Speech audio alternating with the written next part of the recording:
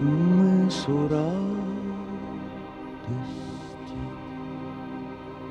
к скалам печали, к островам ли сиреневых птиц. Все равно, где бы мы не причалили,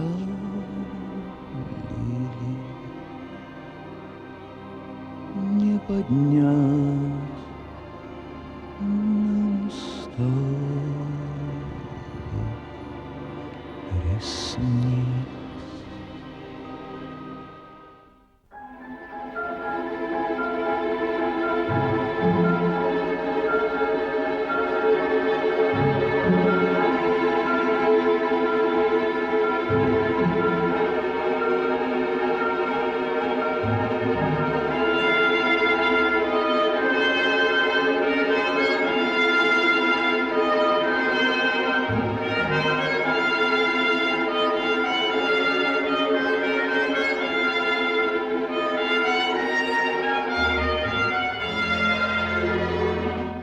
Альпийская баллада, «Я Франциск Скорина», «Облака», сериал «Государственная граница», «Батька», «Волчья стая». Я уверен, что многие из этих фильмов вы смотрели и еще не раз будете смотреть с интересом. Почему? Потому что они о настоящем, они о мужественных людях, они о переломных моментах нашей истории. В них есть все – любовь, романтика, трагедия, драма. И главное, в них есть правда. А режиссером этих фильмов был человек, который превыше всего в жизни и в искусстве ставил принципы правды и честности, порядочности. Звали этого кинорежиссера и настоящего человека Борис Степанов.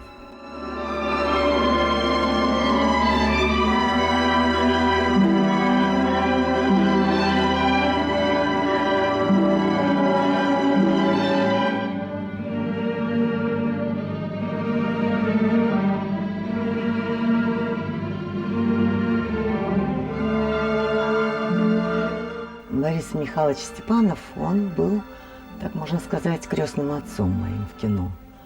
Потому что первая картина «Альпийская баллада» — это вот с Борисом Михайловичем, он режиссер. И я помню, когда я его в первый раз увидела, он мне показался таким каким-то замкнутым, угрюмым. Вот. Но когда в процессе работы я просто поняла, что он очень добрый человек, и что это была какая-то защитная реакция его. И я очень любила ему рассказывать анекдоты. Он как режиссер это выслушивал, потом переваривал в себе, как бы выстраивал его. И часа через два он реагировал на него. Вот он встречал меня, говорит, а что это? А этот это сказал, а это так. То есть он был режиссер вот в полном смысле слова, режиссер. И очень глубоким режиссером. И даже вот если посмотреть, что он за всю свою жизнь снял не так много фильмов, потому что он не брал все то, что ему предлагали, он ждал своего материала.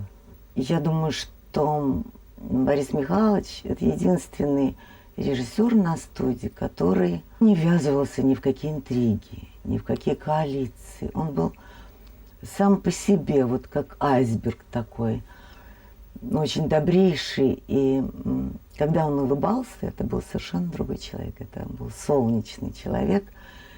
И я очень рада, что мне посчастливилось с ним работать. Я снималась у него в «Батьке». Я озвучивала много у него ролей в других фильмах. Вот, и я счастлива, что меня судьба свела с Борисом Михайловичем. У меня просто самая светлая память о нем.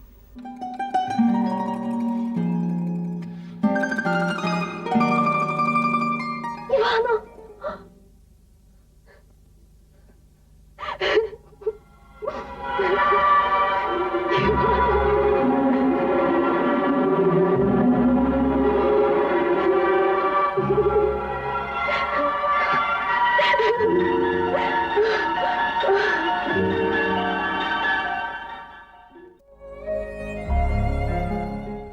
Кинорежиссером он стал совершенно случайно, это был счастливый случай. Он закончил Ленинградский кораблестроительный институт, но однажды в Москве встретил друга, который поступал на режиссуру в ВГИК, и тот попросил пойти вместе с ним на собеседование. А собеседование проводил известный советский кинорежиссер, любимец Сталина Григорий Александров. Александров обратил внимание на Бориса Степанова, разговорился с ним и посоветовал поступать в ВГИК. Тот рискнул и поступил.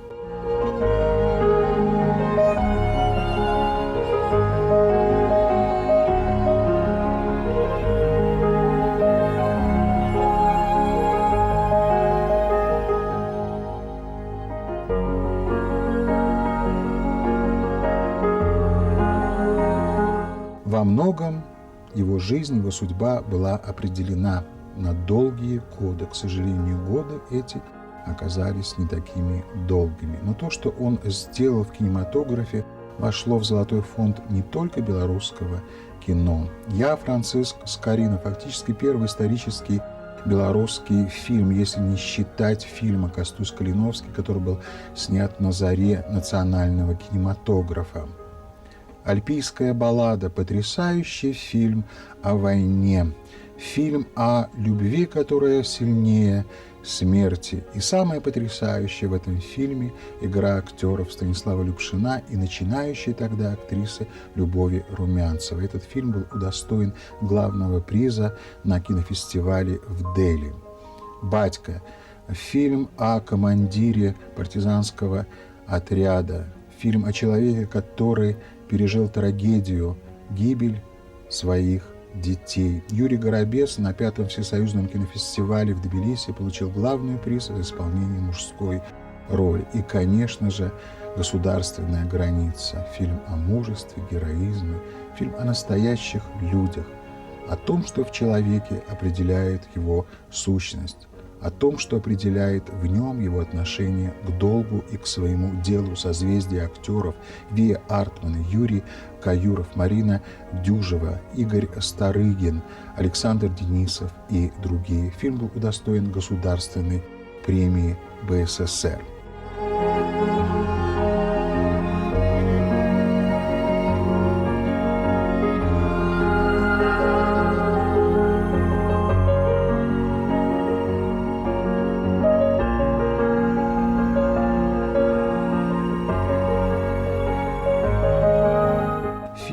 Первый, новелла в своеобразном сборнике молодых кинорежиссеров «Рассказы о юности». И фильм последний, к сожалению, и законченный и Богу, и дьяволу. А между ними вся жизнь.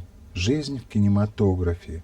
К сожалению, не все сбылось, не все получилось, но он всегда стремился к самому главному в своей профессии, к профессионализму. А профессионализм – это знать, что, когда и как делать, а он это умел. Да, не все сбылось, потому что от судьбы не убежишь, не спрячешься.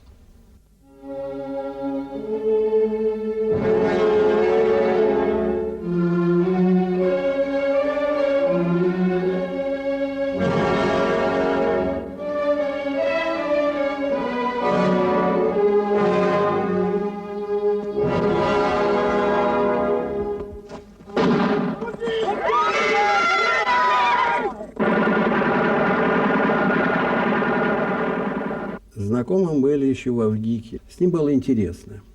Во-первых, значит, человек был начитанный, много читал, много знал, и с ним можно было поговорить на любую тему. Вот эта среда ВГИКовская, конечно, воспитывала в значительной степени мастеров, и режиссеров, и операторов. Мы с полслова всегда понимали друг друга. Вот что не происходило с другими режиссерами, которые где-то учились в других местах. Это удивительная вещь.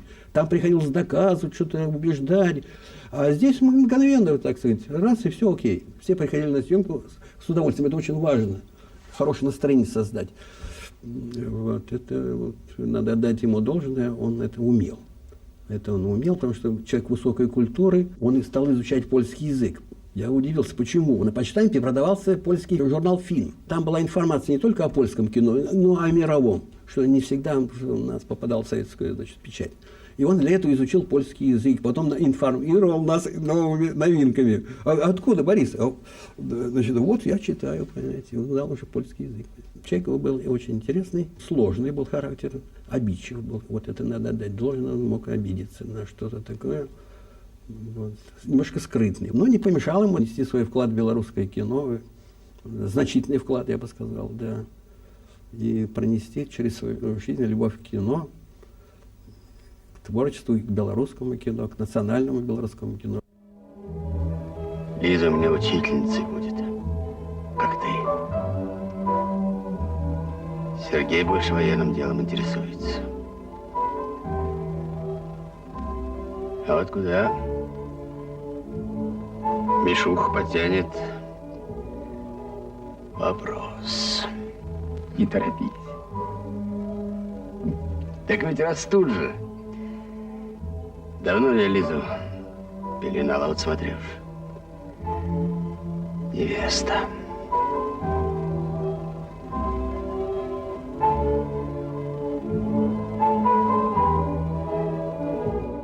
Тамара Филипповна Степанова, жена, так не хочется произносить это горькое слово, вдова Бориса Михайловича, рассказала нам о первых шагах в кинематографе ее мужа.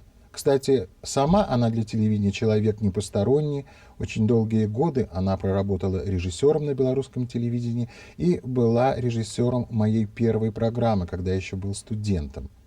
В 1957 году Борис Михайлович Степанов закончил ВГИК и попросил, чтобы его направили на киностудию «Беларусьфильм». Сначала он работал ассистентом у знаменитого Корж Саблина, а своей работы серьезно, самостоятельно у него тогда не было. И вот однажды, будучи в Москве с Тамарой на улице, совершенно случайно они встретились с Любовью Петровной Орловой и Григорием Александровичем Александровым.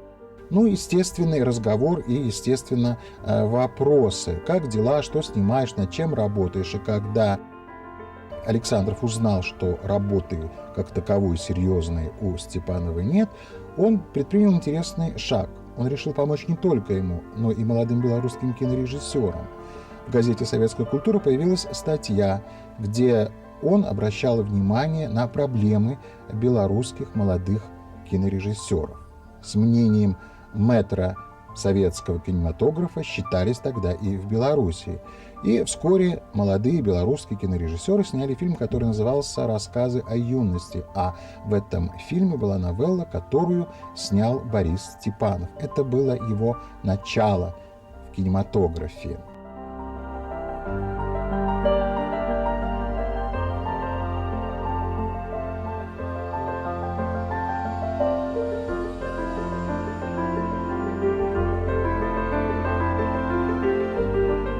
Говоря о семейной жизни, Тамара Филипповна как-то, между прочим, произнесла такую фразу: «У нас никогда не было в семье ссор, и мы никогда не скандалили с Борисом». И еще: «Он никогда ни о ком не говорил плохо. Никогда». Это была не просто черта его характера, это был один из основных его принципов жизни: никогда ни о ком не говорить плохо.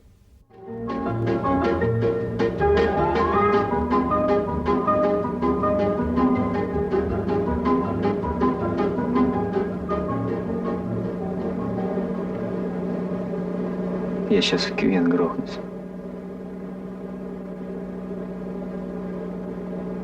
Грохнись.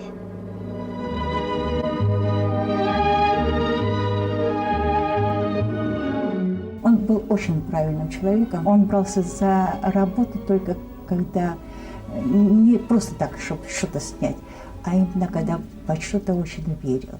Ну, я не говорю, что он снимал какие картины, но к литературе относился очень достойно и всегда литературу брал хорошую. Мешал его порядочности, потому что он никогда не мог никого заставить так до себя работать во все, или сподричить и у кого-то что-то отобрать. И он ни в какую группировку не входил никогда. Удивительно, что все-таки он получал какие-то картины и делал. Все его картины очень честные.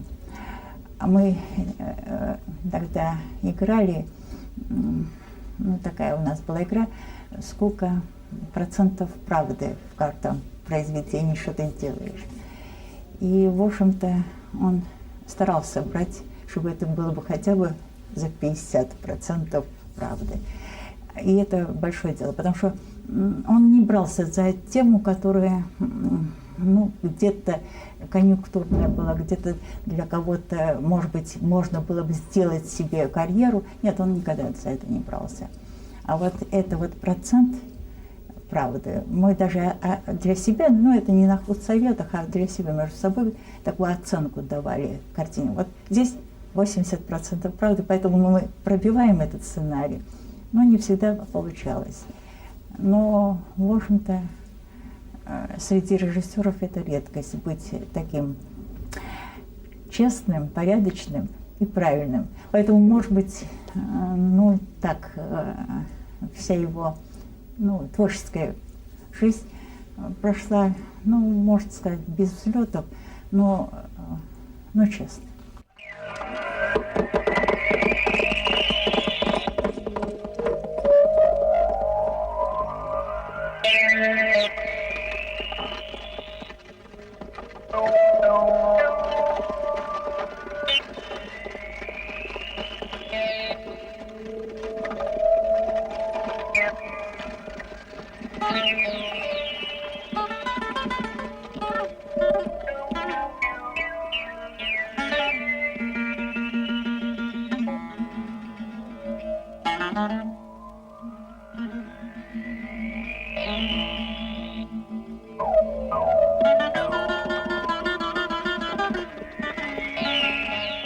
Это случилось в 1987 году в Кулябе, на границе с Афганистаном. Шли съемки фильма «Красные пески» из сериала «Государственная граница», и фильм этот был посвящен борьбе молодого советского государства с басмачами. Недаром говорят, Восток – дело тонкое. Восток загадочен, коварен, и с человеком на Востоке может произойти все, что угодно, необъяснимое и невероятное. Надо напомнить, что год 87-й – год продолжения военных действий на территории Афганистана.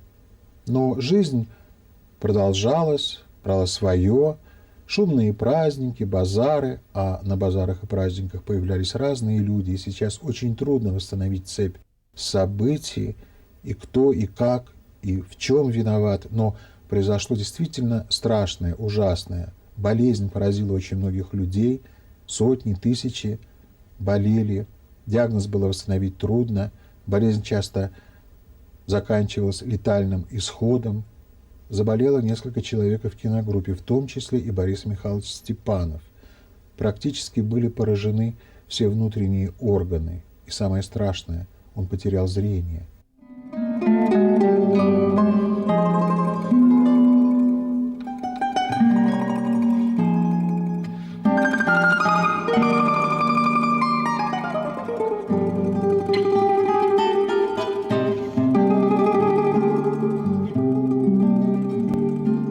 Его привезли в Минск, потом Москва, клиника глазных заболеваний академика Вячеслава Федорова. 4 операции за 7 месяцев, зрение восстановили. Это был счастливый момент, но счастье продлилось недолго. Еще одно заболевание, страшное, мучительное, размягчение костей. 27 ноября 1992 года Борис Степанов, заслуженный деятель искусства Республики Беларусь, лауреат государственной премии, известный кинорежиссер, умер в возрасте 64 лет.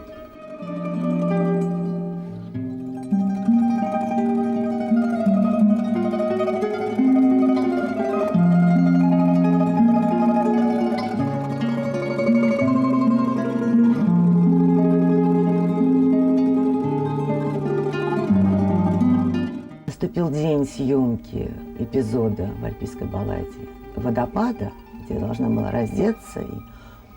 Но в то время раздеться это было что-то как бы совершенно позорное.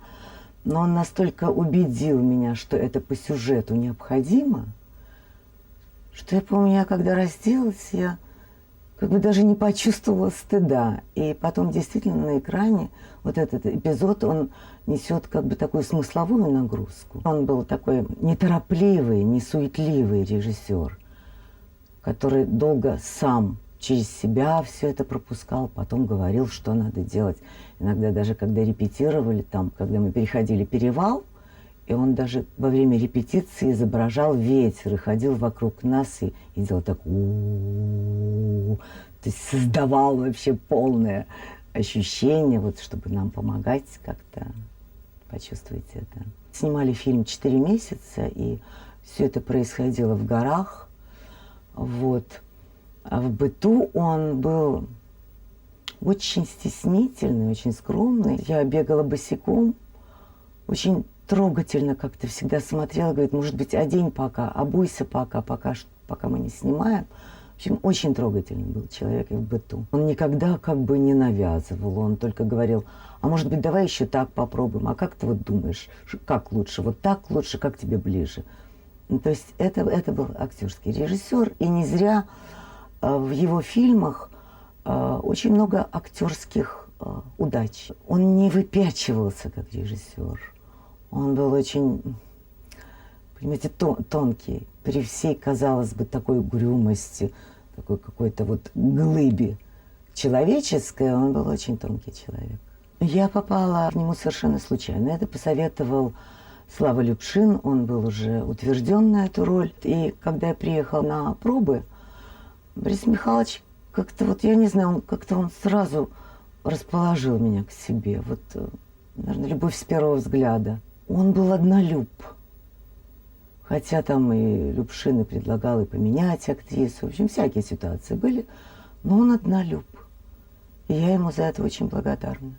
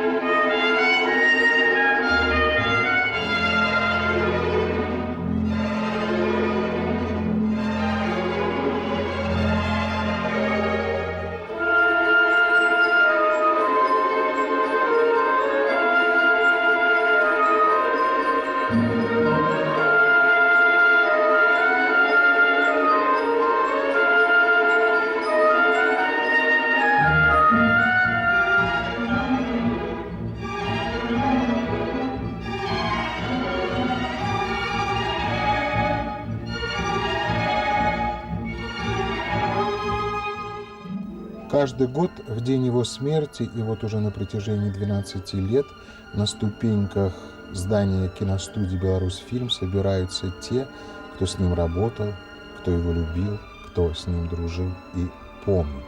Они ждут Тамару Филипповну, его жену, для того, чтобы вместе поехать на кладбище и помянуть коллегу, друга, товарища, известного кинорежиссера, заслуженного деятеля искусств Республики Беларусь Бориса Степанова.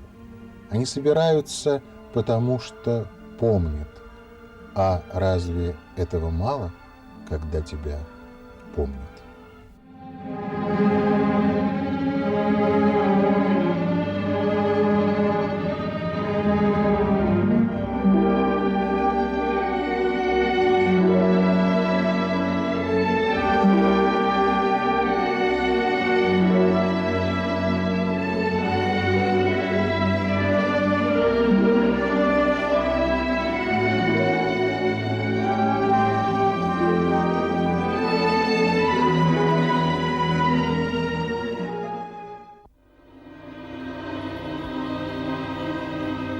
Все равно, где бы мы не причалили,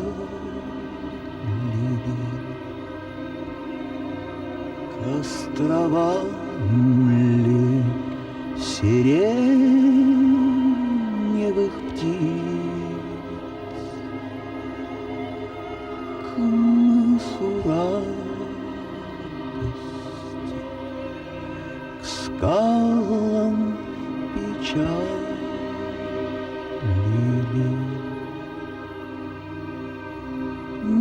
поднять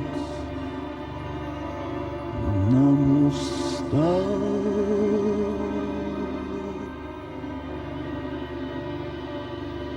Присни